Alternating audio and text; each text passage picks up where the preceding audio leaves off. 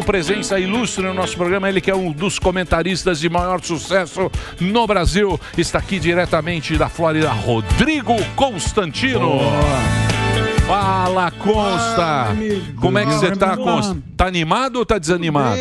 Como é que você tá? Desanimado? Tá feliz? Final de semana tava mais xoxo. Agora eu tô mais animado porque eu tive um choque de carisma, né? De energia positiva ao ver aquela imagem do Moro. A foto. Chapéu de cangaço. Né? Sim.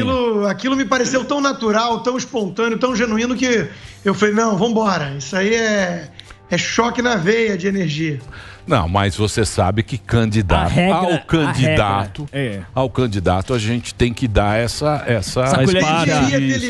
Deveria ter limite. Você acha? Meu ponto é o seguinte, já falei aqui no programa antes, né? Bonitinho. Eu acho, ou quero crer, eu não sei se é uma mistura de análise com torcida, que o eleitor médio tá ficando meio de saco cheio dessas coisas que são muito, mas muito calculadas. Com certeza. Até porque nordestino não circula pelas ruas com o chapéu do Lampião. Né? Então, eu acho que ele tá sendo candidato a cangaceiro, sei lá, porque... Agora, o mais engraçado é o body language, né? Ele assim, visivelmente desconfortável, mãozinha dentro do bolso contraída, travada, o cotovelinho dando uma afastada na moça.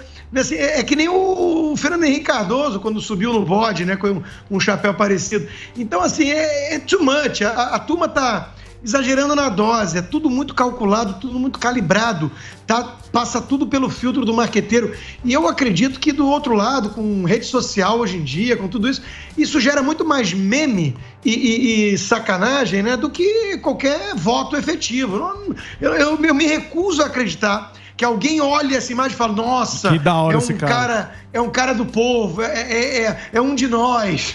Eu me recuso a acreditar numa coisa dessa. Ô, Consta, eu não consigo entender, nota 0 pro marqueteiro. Ô, Consta, mas querendo ou não, o Moro, quando ele veio com essa candidatura à presidência, ele tá tomando aí as manchetes, tá um certo protagonismo. Não sei se é só pela uma bolha na internet, mas a popularidade dele parece estar aumentando e a gente só tá falando no Moro. Você acha que ele é um player que vai crescer ou é uma novidade? Porque as manchetes estão sempre assim, eu vejo sempre todo mundo falando do Moro, a gente tá aqui falando do Moro e parece que ele tá crescendo, pelo menos essa é a minha impressão, queria saber a tua.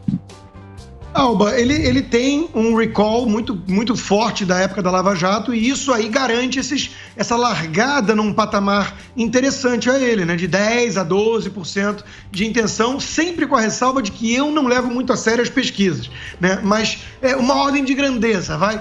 E é óbvio que ele chega como o nome viável para tal terceira via e isso vai atrair no efeito novidade entrevistas e um monte de declaração, de pronunciamento, de ataques dos outros lados e ele está na ordem do dia. Ele realmente é um nome que está despertando algum interesse por conta disso. Bolsonaristas estão subindo o tom, talvez preocupados.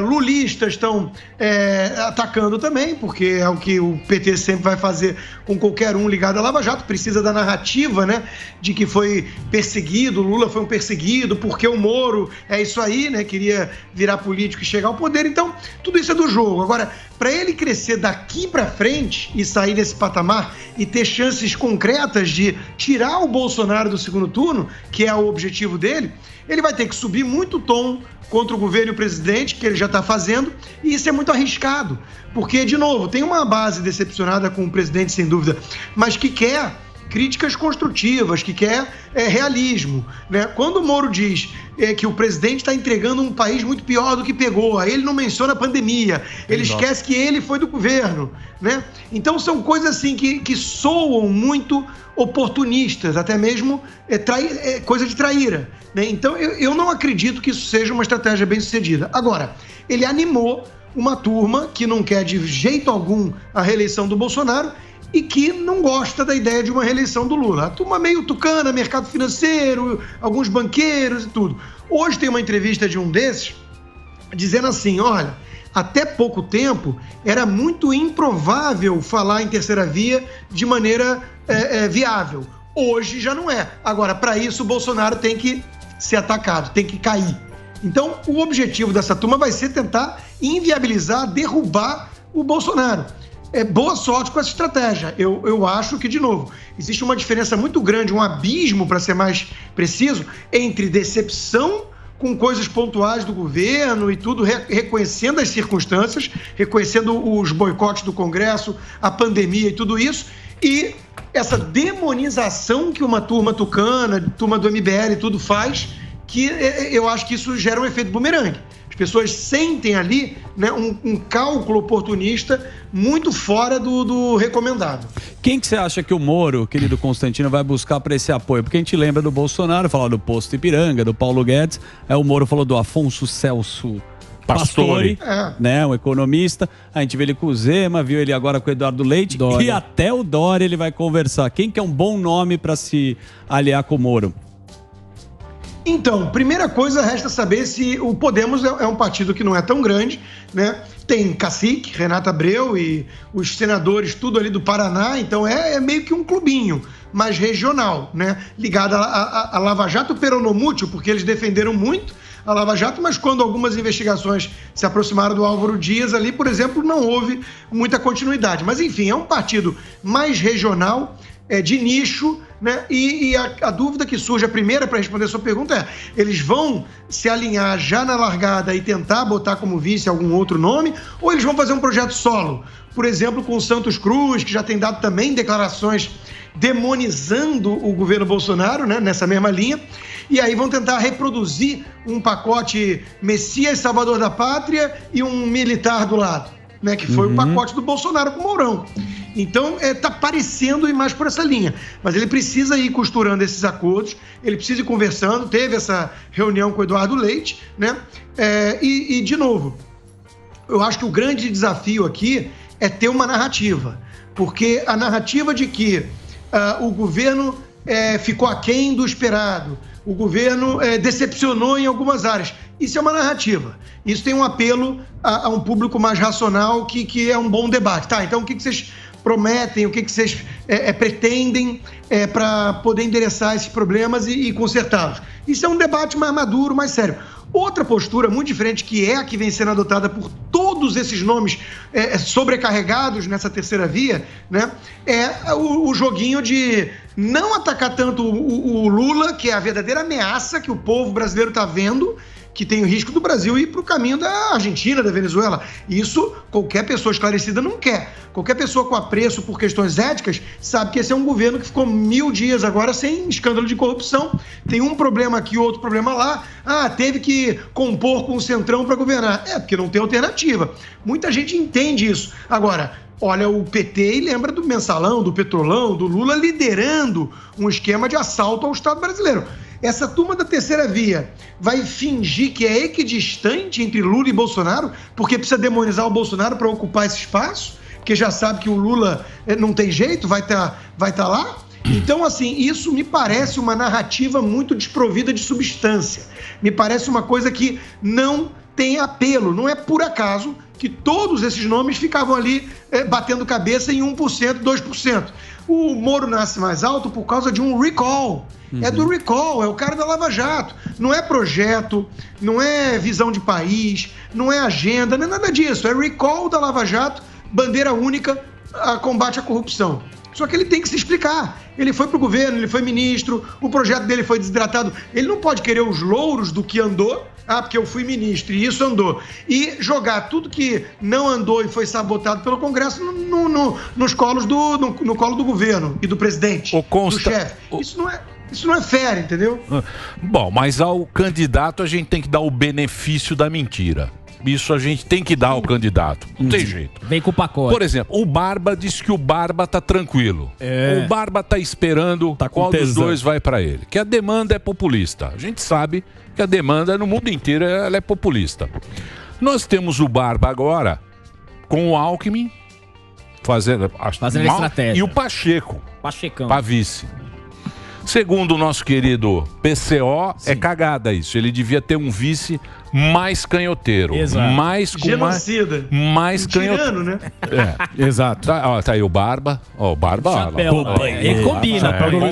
Combina. Sabe vestir. Veste bem. O sorriso é verdadeiro. Veste bem o chapéu. Calça bonito o chapéu, o Barba. O Barba tá nessa.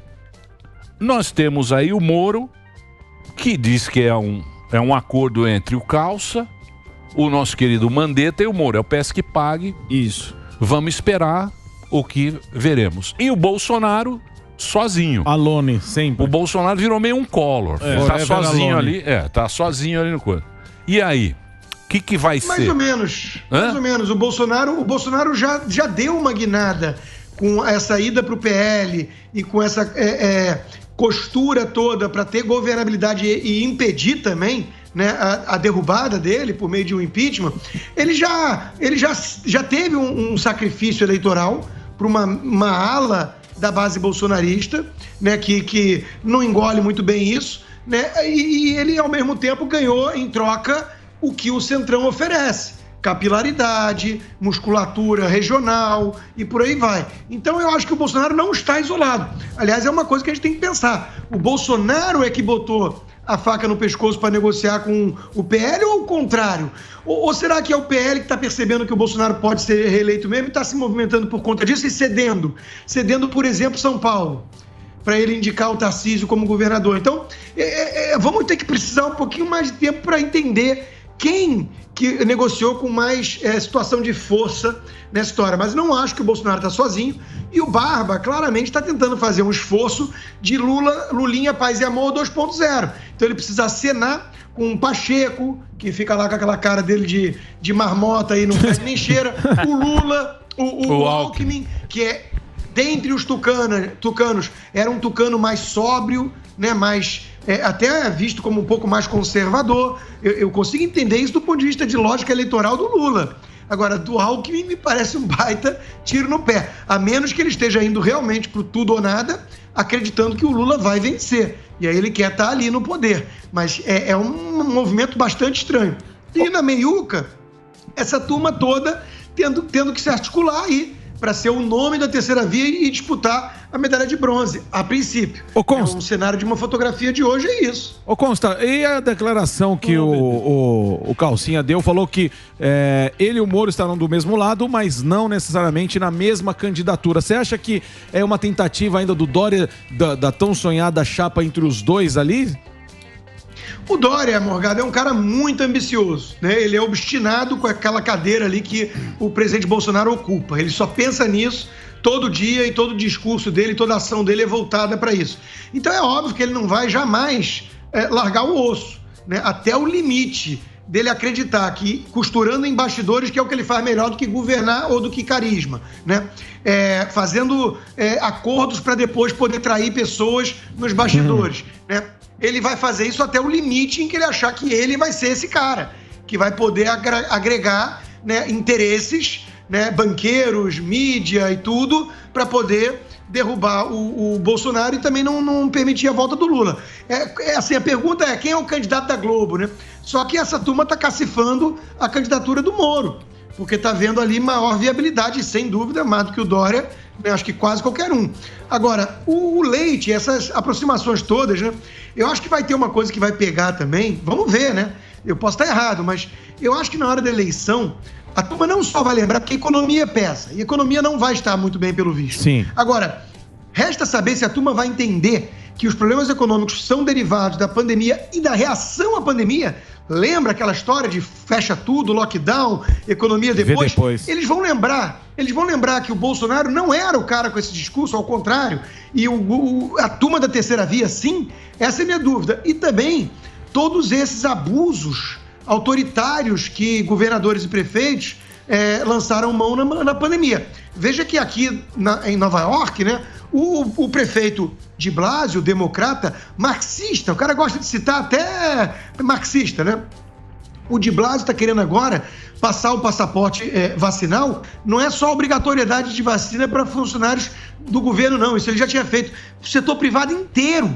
E ele quer começar a obrigar também vacina para crianças acima de 5 anos de idade. Meu Deus. Quer dizer, eu quero crer que a população do Ocidente, né, em geral, e dos Estados Unidos em particular, não perdeu o juízo, que tem apreço a certas prerrogativas de liberdade. Quem é que no Brasil é o cara que está defendendo isso? Não, passaporte vacinal não, liberdade de escolha. É o Bolsonaro. O Leite, que está assim já com o Moro, juntou Moro com o Leite, né? O Leite era o cara que estava dizendo o que podia ser vendido nas gôndolas do supermercado, porque era essencial ou não. Então, assim, isso tem ou não tem um desgaste na hora da eleição. Essa postura arrogante, autoritária dessa turma tucana que se vendeu como os sabe-tudo da ciência. Vamos aguardar para ver. Eu acho que isso tem um desgaste eleitoral. As pessoas estão ficando de saco cheio, até porque eles estão vendo, né? Que tudo bem, vacinou, mas está lá, né? Noruega, Holanda, Alemanha, a turma toda vacinada, e quem está espalhando a tal Ômicron e nas festinhas pegando Ômicron e levando para os países e tudo, são pessoas vacinadas. Exatamente. Então, assim, não foi a panaceia que eles prometeram. E o tempo joga contra esse discurso deles. Por isso, até que eu já vi umas teorias aí, né? Talvez mais da conspiração, querem mesmo obrigar agora e acelerar a vacinar todo mundo. Porque aí não dá mais para ter grupo de controle, não dá mais para comparar. Porque hoje eles precisam disso, eles precisam para a narrativa deles que todo mundo esteja vacinado. Porque se tiver lá 10, 20% não vacinado, a gente consegue comparar e ver o seguinte, mas as curvas de óbito não estão tão diferentes. A própria África do Sul, de onde veio a Ômicron, né, 20% só das pessoas vacinadas.